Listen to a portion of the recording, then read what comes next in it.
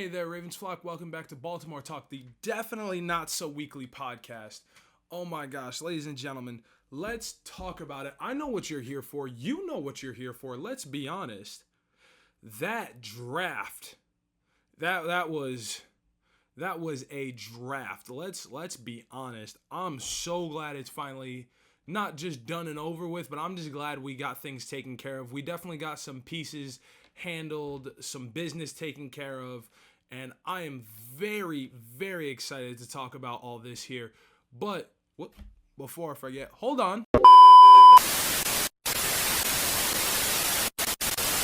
Sorry, forgot Big Chain. Can't ever do a Baltimore Talk without Big Chain. Big Chains is where it's at. And oh boy. Oh my gosh, I don't even know where to start. I don't even know if I want to start with the news before the draft or if I want to just dive right into the draft, because it's both. We're talking about things from before, during, and now after the draft. Speaking of which, speaking of new things, this is my Baltimore Ravens insulated cup, courtesy of my awesome girlfriend. Got me this for Valentine's Day, or my birthday, one of the two. It's 2 weeks apart, but I know I've done Baltimore Talk since then, and I haven't used it. Because it's that cool. Y'all don't just get to see all my cool stuff. I got to give it to you in cycles, in waves. That's why Ravens Mug isn't here this episode. I know, crazy, right? But, that's not what we're here to talk about. We are here to talk about what Eric DeCosta, John Harbaugh, and the Baltimore Ravens franchise did as a whole during the draft the last 3 days, last weekend, from Thursday to Saturday. And man, let me tell you, I'm not going to lie. When I was watching Saturday's draft, I watched the whole thing. So starting at 12 p.m. Eastern all the way to 7 p.m. Eastern, literally did not turn the TV off or change the channel once. I don't know about the rest of you. I don't know if anybody else was just keeping up through social media, but me, nope. I turned on NFL Network, and only time I changed the channel was just honestly change it to the other channels on ESPN or ABC or whatever channel they call it now. I don't know what channel they were showing it on. I was primarily watching it on the NFL Network. But with all that being said, I do want to start with the smaller things, get them out of the way first, just because they're not as monumental and they're not as significant as the draft. So just some quick things. I don't know how quick this episode is going to be, because I don't know how in-depth I want to go, how I want to get. I mean, we do have some things to talk about, but at the same time, let's just start with the first thing is the NFL will not, N-O-T, I repeat, not be taking any action against Zay Flowers, because they stated with insufficient evidence, Flowers hasn't engaged in any activity that violates league policy. So that means, aside from our boy Zay Flowers being cleared, now nothing's going to happen to him. Everybody was speculating. Everybody was saying that Zay Flowers was still going to face league repercussions, even if no legal action was taken. Doesn't matter. The league just straight up said, nope, he was cleared of evidence on that side, so we're not going to bother with it. There is no point to punish him for not doing anything. So shout out to Zay Flowers. Fully free and cleared, so all the haters, all the doubters, everybody who tries to say that he should still be punished, oh well, too bad, so sad. Big dubs on our side. Also, we have the re-signing Rashad Bateman. I know a lot of people wanted to let Rashad go, but I see it as a good situation, just because, so he was signed to a 3-year deal up through 2026, the end of 2026, for $15 million.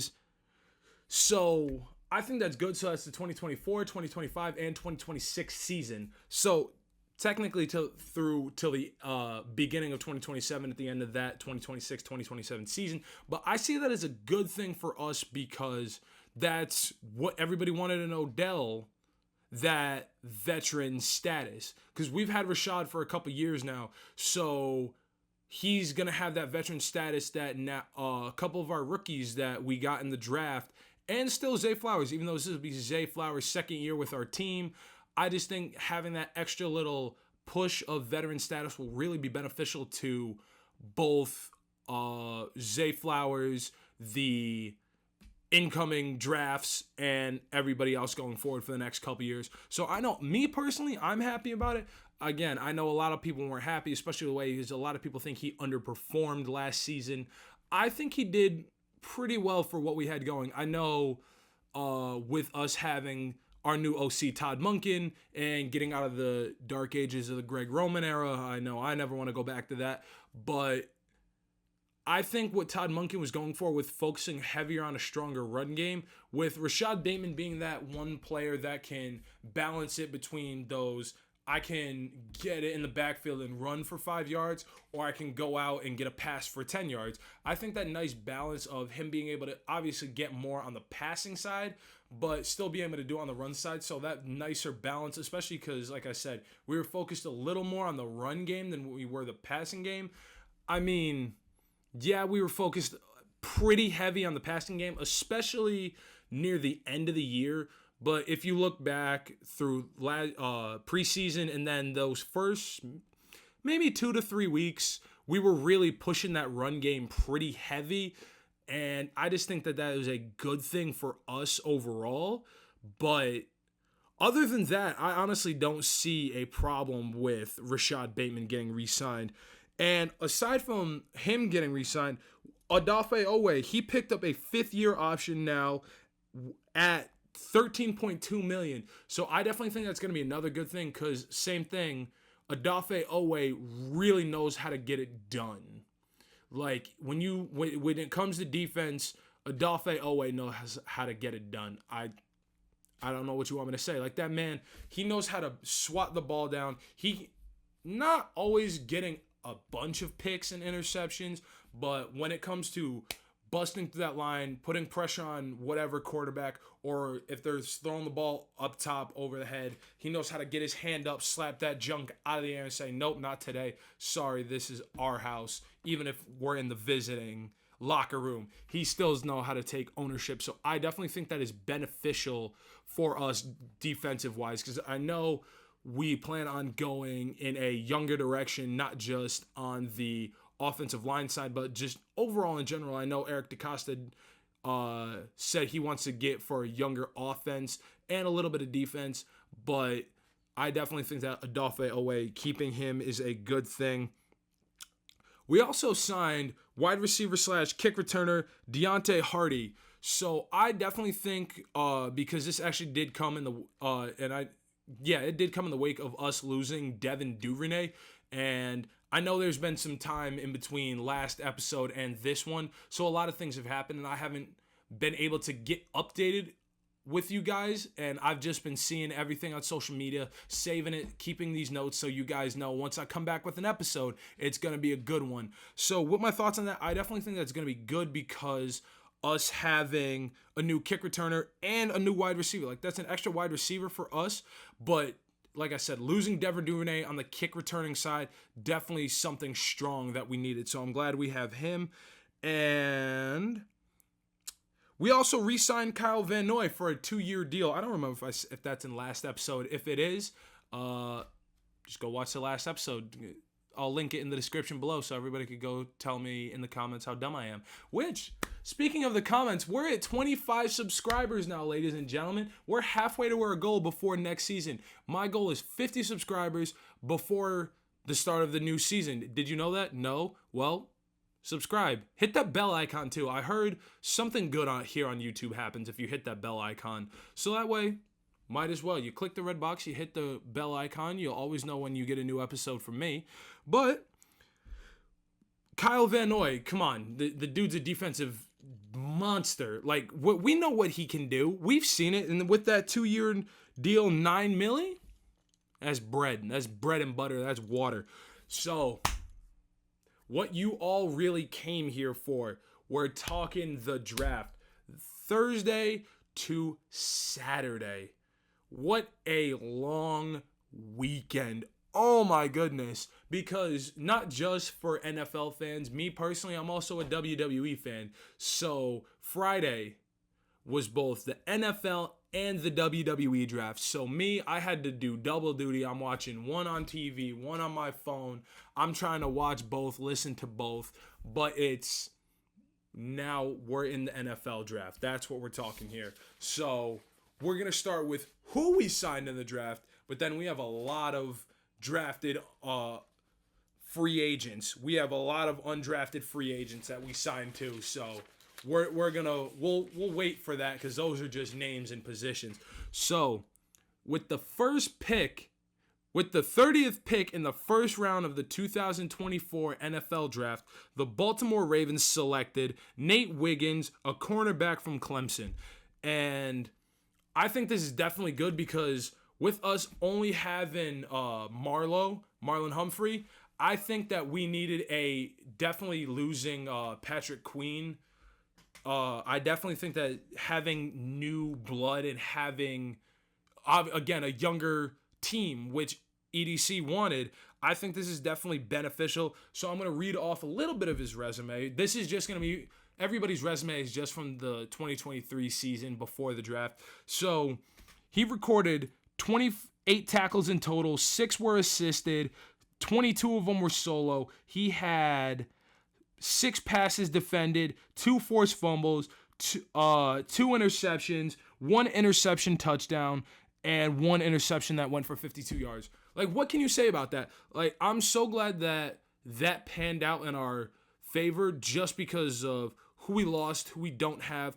I think that's definitely going to add some strength to it because I know if depending on what way you're looking at the field, if you're looking at it this way and you have Baltimore on the left side of your screen and the other team on the right side, Marlon Humphrey is usually on the further end. So whatever side the camera's on, he's on the further end of the field, unless you're seeing it with Baltimore on the right on defense and the other team on the left. Whatever the case may be, it's Marlon Humphrey's usually on that further side away. So I definitely think us having that weaker side, because Marlon Humphrey is good. He's definitely our stronger side backer. But I think having younger blood, having a little more speed, especially because he can get it done. Like, he knows how to put that pressure on. So also, like, just how Kyle Van Noy has been able to put that pressure on and get those things, or not Kyle Van, well, yes, Kyle Van Noy, but I'm more thinking Kyle Hamilton, our safety. I think that us being able to put more added pressure on these offenses are really going to benefit us, just because when it came to us this past season, it wasn't outside pressure that we couldn't handle. It was more of middle pressure. So that's where our linebacker situation really came into play. But I definitely think that this is going to be beneficial for us. Like I said, with the amount of tackles, with the amount of and just with the pressure he can put on, I definitely think that'll be beneficial. So I'm probably not going to throw any highlights in just because that's going to be a real pain to try and find like specific highlights of, okay, this really shows what he can do without literally just rattling off his entire resume, which I literally just did. I could have went deeper, could have went through his entire career, but who really wants to sit and listen through that? But I definitely think that this was a very strong first pick for us in the draft. So, speaking of that, moving on to round 2 with the 62nd pick in the NFL draft, the Baltimore Ravens select Roger Rosengarten, a tackle from Washington. So, this is really what we needed. With Ronnie Stanley being hurt and with us losing Kevin Zeitler to Detroit and Who did? Wow. Yep, I can't. I probably should have prepped for our show more, but just off rebound off the top of my head, obviously can't think of who our left tackle was. I know. Flame me in the comments, call me a fake fan, but it's when you have 1,001 things going on in your day and you're trying to prep for a show, it's obvious some things are going to slip through the cracks, or you're going to have a brain fam in the middle of something and you'll, like you heard, crickets. But it doesn't matter. I think this was a good pick for us because, like I said, with Ronnie Stanley being hurt and us losing Kevin Zeitler, our guard, this actually helps us because this is going to help make our left side stronger, because we have, ironically, through later in the draft, we'll have more people, but I definitely think that this is going to be pretty beneficial for us, just strengthening that left side of the line of scrimmage, because you have Mark Andrews' tight end, and then you literally just go down the line from there. Linderbaum as our center. Obviously, I'm not going to be able to list every. If you expect someone to be able to list every single player, every single position, both starting and backup for an entire team, either you're crazy or they literally live and breathe that team and think of nothing else. Me, however, I think of other things. But Baltimore is my favorite team and my main priority. Just with it being off season, my brain has slowly moved away. But once you guys know, once that season picks up, it's Baltimore focused 25-8. Yeah, that doesn't make any sense. But who cares? Because it's my show. But back to the draft. I think this is definitely a good pick. Like I said, overall, he doesn't have too much on his resume because I was on ESPN looking up the stats, seeing how they did this past year and looking at highlights. Obviously, it's offense. Of course, not many offensive players are really going to have too much things, especially that front line. Me being a former lineman myself, you're not getting too much credit. You're there to do your job. It's the wide receivers, the quarterbacks, the running backs, the specific defensive players, the DNs, the linebackers, the safeties. Pretty much everybody but the offensive line gets extra love. It's, oh, you protected the quarterback. Oh, you did your job. Congrats. Here's a cookie. Like, I just want some recognition too. So all my linemen out there, past, present, and future, I understand. When you're in high school, college, NFL, and you don't get your extra love for doing something awesome, I'm right there with you. I feel that pain. So, with the 93rd pick in round 3 of the 2024 NFL Draft, the Baltimore Ravens select Adisa Isaac, edge from Penn State. So this, again, having an edge rusher, like I said, just like Nate Wiggins being our cornerback, this is going to be beneficial for us because it's that weak side that we really struggle on. And again, it's not Marlon's side, it's the opposite side. So I definitely think that this will be beneficial. So Adisa's resume, 37 tackles in total, 16 were for loss of yards. So that means 16 tackles he made for negative yards for that opposite team. So that is amazing. 7.5 sacks, 4 QB hurries. So that means he put the pressure on so quick that 4 QBs he made just let it go in a snap. And then he has 1 forced fumble and 1 fumble recovery. So that defense, and again, we went crazy under Mike Macdonald this past season. That's why we had the number 1 ranked defense in the NFL. Why we were able to allow only 10 points per game 10 points per game, 16 points. It varied sometimes depending on the team. But overall, like, our defense under Mike Macdonald went crazy. And with us having a new DC, I think that it's really going to benefit us because, again, going in a younger direction, wanting to go in a younger direction, having fresh legs, having fresh hands, I think will really be able to benefit because obviously having that veteran status of certain players or overall certain things will really keep a bigger perspective. Like, yes, you want to think in the moment, but you also want to think big picture for that. But this fresh set that we're going with will be better analytics. It will really benefit us because it's, okay, I might not have played in the big leagues, but I was able to observe them from a seating standpoint. So let me take what I observed and finally put it to good use. So I definitely think having a new defensive edge rusher will really benefit us. And like I said, especially with boys that come out of Penn State, them boys are really about it. And I think it'll be pretty darn good. So this time now, going to round 4, this would be night 2. This would be night 2 of the draft. Or no, it's Saturday they did 4, 5, 6, and 7. That's probably why it was. I don't remember how it was 3 nights. I don't remember what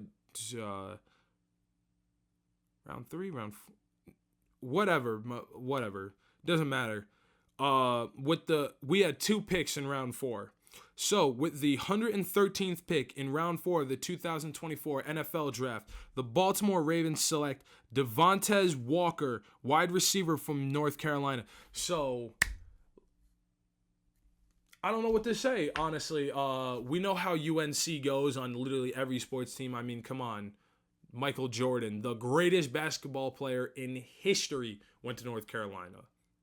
So, what can you say? That UNC doesn't birth good players? Because it just goes across the board in any sport.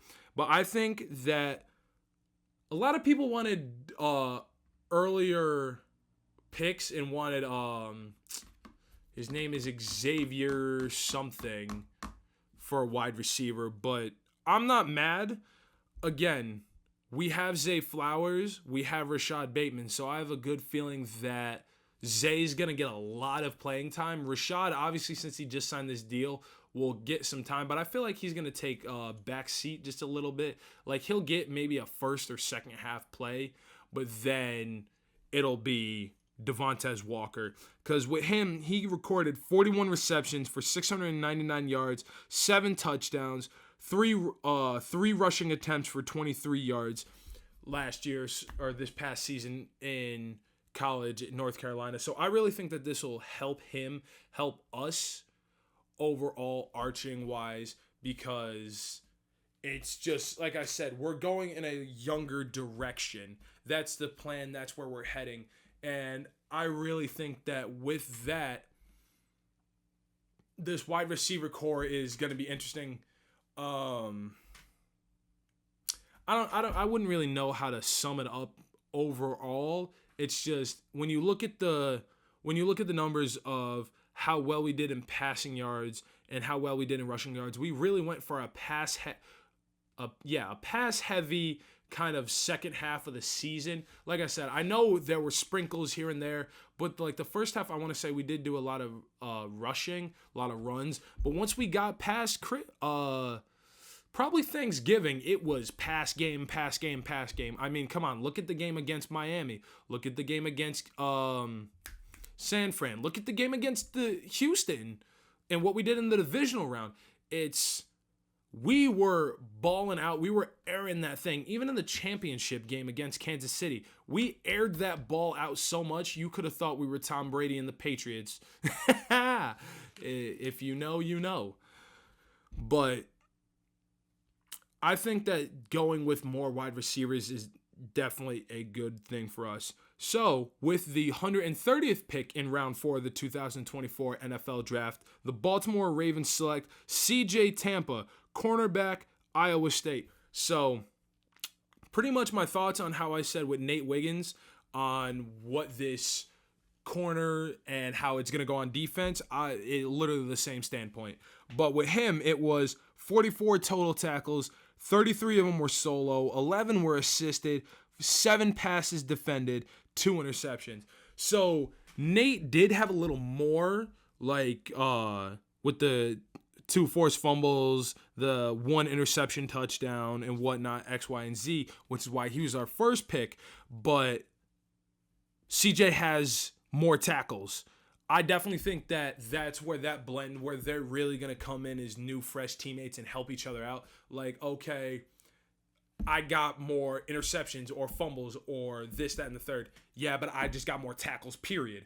I think that it's going to be that brainchild and that balance that's really going to benefit our defense. Like I said, our problem this past season was if that runner got past 5-6 yards, it was almost a guaranteed first down. Or if they passed it, if they went past for 10 to 15 yards, it was a guaranteed big hit. So I definitely think that this corner situation is really going to help stop the receivers, the 2 on the outside and then that 1 slot receiver. I think these corners will also be able to put that pressure on those quarterbacks that know how to take their time in the pocket. So like Patrick Mahomes, I think that if we ever face them, say in the championship game again, I know we're not playing them when we do go to Arrowhead, when we go to Arrowhead, we're going there as they came to us, in the championship game. So when we go to Arrowhead this coming year, which the official schedule comes out, I want to say May 17th, so we'll know exactly what opponents we're playing and when, which I'm very excited about. So obviously I will do an episode on that. But like Patrick Mahomes, like how he knows how to take his time in the pocket, or Josh Allen, Burrow a little bit, he fluctuates, or even Matt Stafford with the with the Chargers. The two LA teams, both blue and yellow. Who can keep it all straight? Probably an NFL fan. You're not an NFL fan, Anthony. Yes, I am. Stop lying. But just those quarterbacks in general that know how to hang time in the pocket, I think these corners will really put the pressure on them. And that's how I see it from me personally. But moving on to pick 165 in the 5th round of the 2024 NFL Draft, the Baltimore Ravens select Basheen Ali, running back from Marshall. So I definitely think us having a new RB is really going to help. I mean, hell, when you got the God himself, King Henry, do you really need anybody else? Especially when right behind him you got Dalvin Cook. Like, they're gonna cook. It's in the backfield. You got Lamar, you have Flowers, you have Henry, then you got Andrews. What more do you need? What more? And Lamar's quarterback. What more do you need? Like, that is a powerhouse offense. Like, an actual powerhouse. Like, you have two beautiful options to throw to, both Zay and Mark. But then you got Lamar, who can apparently throw it to himself, because we all saw the highlight. That was hilarious. But then you also have Cook and Henry, and them boys can run. So it's, I don't know what you could really do. Again, this is where EDC said we want to go with a younger offense. This is where Todd Monken agreed we should go with a younger offense. So, whoops, can't spill over the nice thermal cup. This is where it's coming down to just getting that younger offense, essentially. I know a lot of pauses, a lot of breaks, but I'm trying to collect all my thoughts. See, this is why professionals have teleprompters and scripts written out. I am not a professional. I like to do what the Pat McAfee show does. I like to just go off the dome, go off the cuff, and have talking points and roll from there. So eventually, I'll have to obviously, I can't get a co-host because I'm too egotistical, but I need to have guests. So anybody who's a fan of another team that we play this coming season, if you want to be a guest on Baltimore Talk, hit me, write it down below in the comments, or send me a direct message here on YouTube, or actually, I don't know how that well. So you see my socials, Instagram, X, TikTok before it gets banned. Send me a DM. Say, hey, I watch Baltimore Talk. I want to be a guest this coming season, and we'll talk. We'll work it out. We'll see how it goes. But back to the draft, I think just having this younger offense will really push us a little better. And again, like I said, with fresh eyes, fresh analytics on defense, we'll have fresh legs on offense. So they're definitely great. But now, in round 6, with the 218th pick of the 2024 NFL Draft, the Baltimore Ravens select Devin Leary, quarterback from Kentucky, with 9,553 passing yards, 21 total touchdowns in his career. This here was some really interesting information, because that's what they said on TV, but then when I looked it up, it was less in certain areas. But why would we draft a quarterback? And then it dawned on me, we don't have Tyler Huntley anymore. I'm like, wait a second.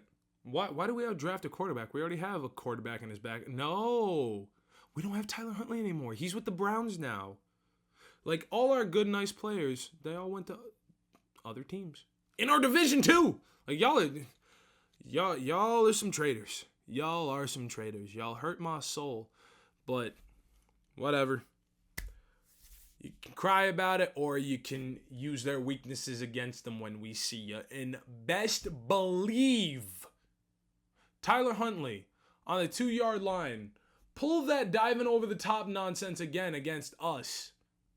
See what happens. So, I think this is definitely good because I'm going to be honest, Josh Johnson, you were our third string, and good golly gosh,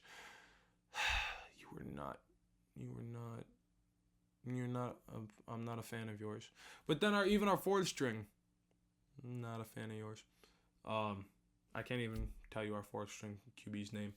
So I definitely think that us having a younger QB will definitely be beneficial. And I thought the same thing when we first got Lamar all those years ago after back in 2018. 2018? Yeah, now he's 6 years in with the league. I definitely think that was beneficial for us. And look at what he's done, what Lamar has done in his career since he came here when he was a young QB. Now we got another younger QB who can be coached under Lamar, who can be helped by Lamar, who can be helped by literally, obviously I can't say that Lamar's the best quarterback currently in the league. I will get flamed so hard.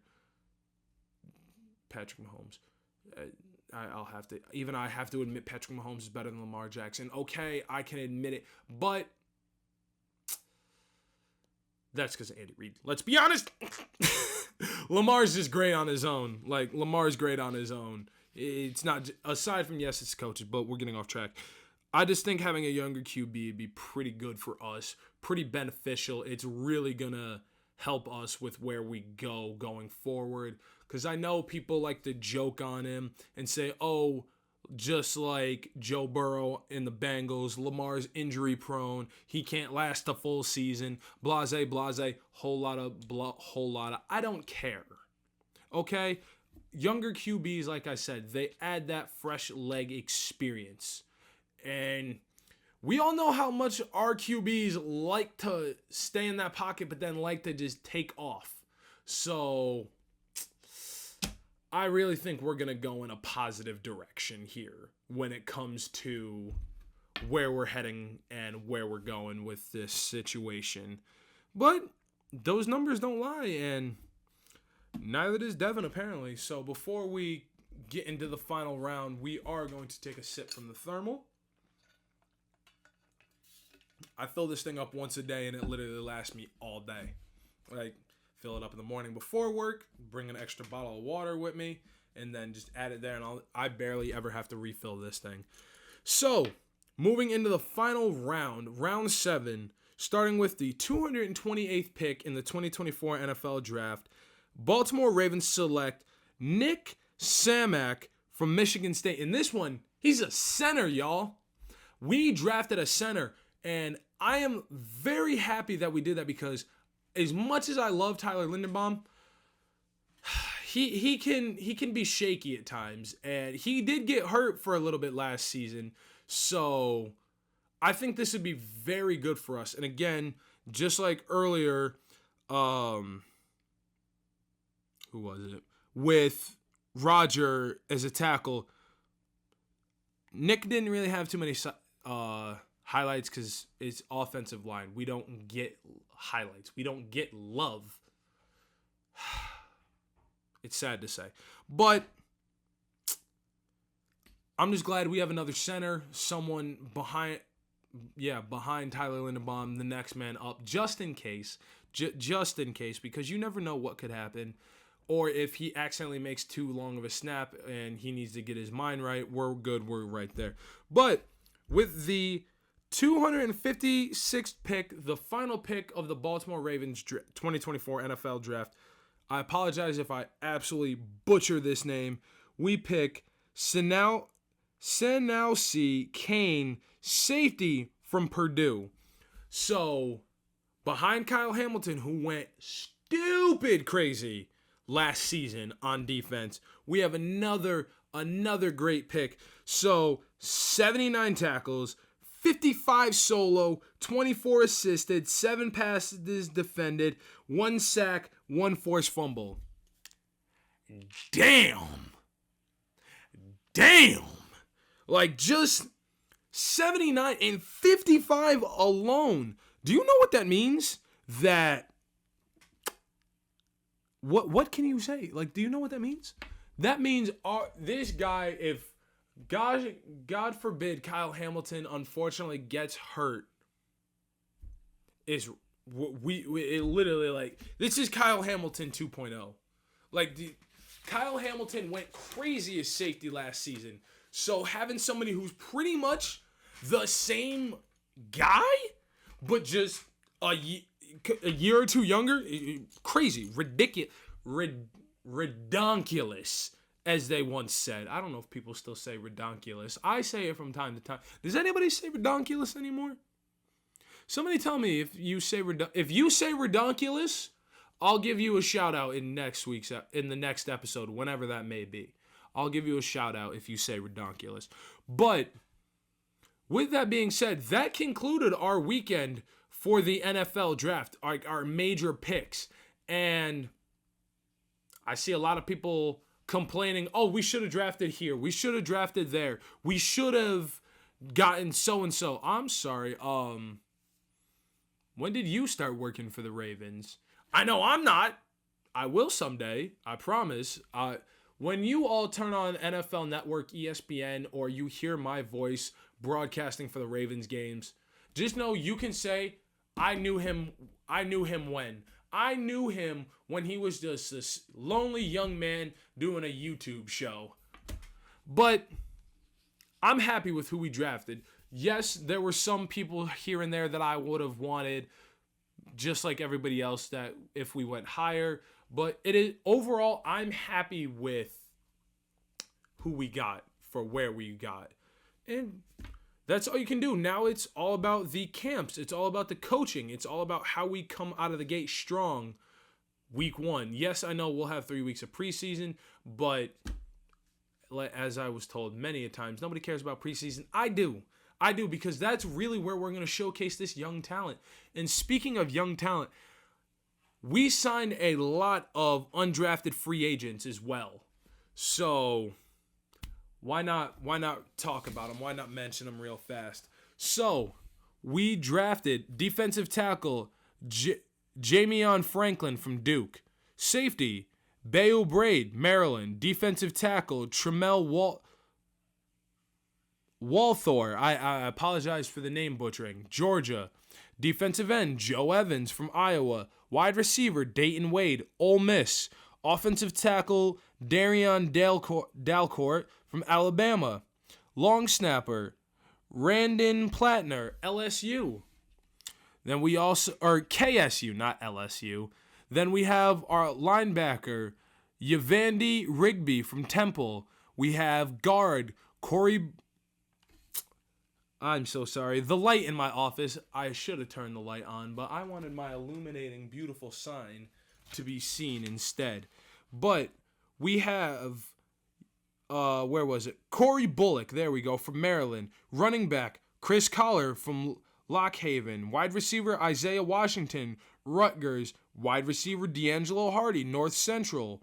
Wide receiver, Tavion Robinson, Kentucky. Linebacker, John McCanton from Oregon State. Offensive tackle, Daryl Simpson, Tulsa and Oklahoma. So he started at Tulsa, went to Oklahoma. Then we have linebacker, Devin Jennings from Rutgers. Offensive tackle, Cam Stutz from Auburn. Quarterback, another quarterback, Emory Jones from Florida. Defensive back, Jordan Tolles from Morgan State. Tight end, Riley Sharp, Oregon State. Defensive back, Ryan Cooper Jr., Oregon State. Tight end, Mike Riggerman from Finlay, I should say. Those are just the undrafted free agents. There's probably going to be a lot of practice squad guys, let's be honest. There's some positions in there that might be the next man up, honestly, that might get elevated from practice squad to third string. I definitely see the offensive tackles and the linebackers, and definitely the long snappers too, getting elevated to practice squad or even fourth string pretty and relatively quickly. I think that'll definitely see it happening. But that's draft day. That's draft weekend. That's how it went. That's how we do it. That's where we go from here is into camp, which starts, I believe, May 2nd. May 2nd through the 3rd for the first round of training. But I'm excited. I definitely think this just gets me more excited for the season. This gets me more excited for where we're going. And again, in this younger direction and how things are going to end up. Definitely going to be beneficial for us. For sure. 100%. But with that being said, ladies and gentlemen, thank you for watching another episode of Baltimore Talk. I apologize that, again, it took so long. But after the trade deadline, after we made some trades, nothing, like, obviously some significant stuff happened with the couple re-signings, but, like, nothing major happened, obviously, until now. And I'm going to be honest, I know there's a lot of things that I could talk about, like, on the regular, quick, on the daily, but that's more saved for, like, TikTok and social media, not full episode breakdowns like this. It'll probably be a decent while before another episode of this comes out, but follow me on social media, follow me on X, follow me on TikTok. That's where I'm more active when it comes to quick news, quick updates. Because that's honestly what the social media platforms are for, is that quicker stuff. But these full episodes that take longer and take more in-depth talk and analysis are better suited here. So when you see me again, not sure. But like I said, follow me in all social media links in the description below. But, before I forget, we also just announced it today, just as of right now when I'm saying this, that we will have new field level seats for the 2024 season at M&T Bank Stadium. So, like, how you have the normal seats right there, you're going to actually have field seats. So, on the sideline, you'll actually be sitting in seats. So, if you're season ticket holders, I am super jealous. If you have the money for that, I'm even more jealous. But I wish everybody the best of luck. But with that being said, like, we're going to wrap this episode up here. Thank you all for watching yet another episode. Again, my goal is 50 subscribers before the start of the new season. We can do it if you hit that red subscribe button with the bell icon to stay updated on everything. You will catch all of this Baltimore goodness right here on Baltimore Talk, hosted by me, Anthony Probst. Thank you all for watching yet another episode. I will see you all in the next one. Goodbye.